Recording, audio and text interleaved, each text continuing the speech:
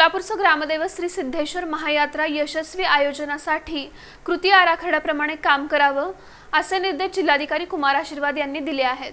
जिल्हाधिकारी कार्यालयाच्या सभागृहात आयोजित श्री सिद्धेश्वर महायात्रा 2025 अंतर्गत पूर्वतयारी आढावा बैठकीत जिल्हाधिकारी कुमार आशीर्वाद बोलत होते।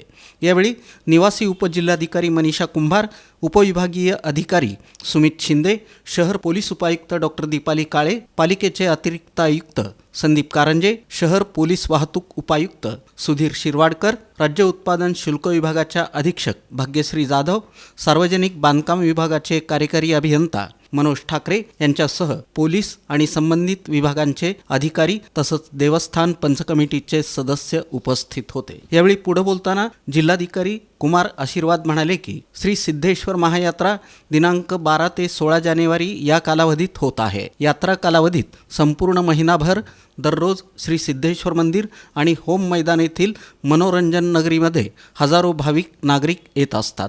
त्यामुळे या सर्व नागरिकांची सर्व प्रकारची सुरक्षा तसंच यात्रा यशस्वी करण्यासाठी सर्व संबंधित शासकीय विभाग प्रमुख तसंच सिद्धेश्वर देवस्थान पंच कमिटी यांनी कृती आराखड्याप्रमाणे त्यांच्यावर सोपवण्यात आलेली जबाबदारी अत्यंत काटेकोरपणे पार पाडावी।